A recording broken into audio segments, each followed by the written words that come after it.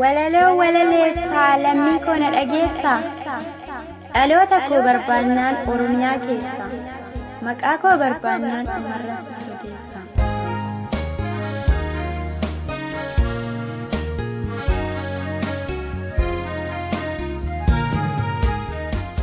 Oromiyaa guddoon haadha keenya kan ishee jibbu diina keenya.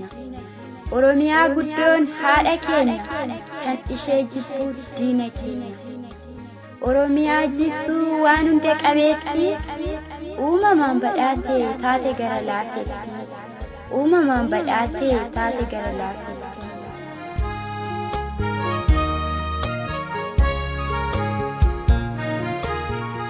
Oromiyaa jibbu yaa haadha hundumaa.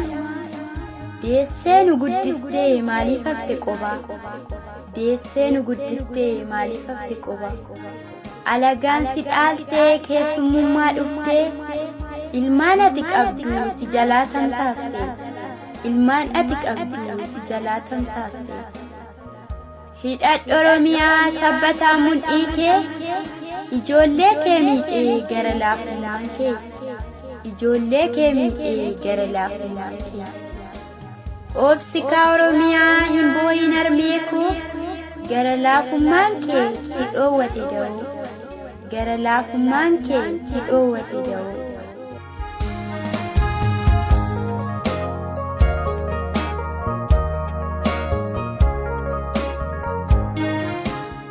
Oromiyaa hayyoo boocheen hin boochisiin kan du'e awwaalee kan jiru wal dhabee jettee hin booyinii nuuf kadhu uumaa kee.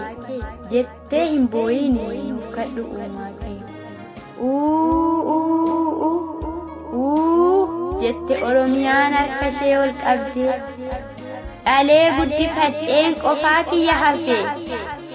Diinni natti marsuun ilmaan koo facaase. Yaa uumaa si kadhee narraa hiika baarree. Yaa uumaa si kadhee narraa hiika baarree.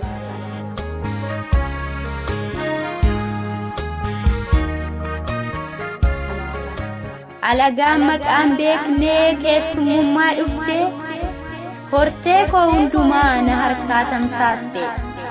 Hortee koo hundumaa na harkaa tamsaaste. Naaf birmadhu maakoo anafe qobaa koo diina narraa kaasii na furi rakkoo koo. Diina narraa kaasii na furi rakkoo koo. Gara laafummaan koo naaf ta'e diinummaa. Maaltu narraa kaasaa miidhame gabrummaan. Maaltu narraa kaasaa miidhame gabrummaan. Gabrummaan na miitee ijoollee koo fixee tokkummaa naa kenniif yaa uumaa si kadhee. Tokkummaa naa kenniif yaa uumaa si kadhee.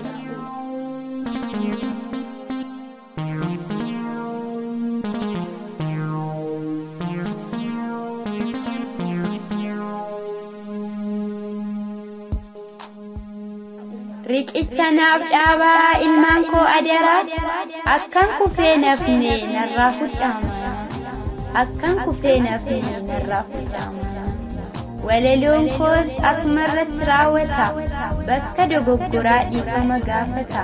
Kana nan barreessee Oromiyaa keessa fakkeenyas nan ta'a shamarroota keessa. Maqaa koo barbaannaan firii abdiisaan jedhama.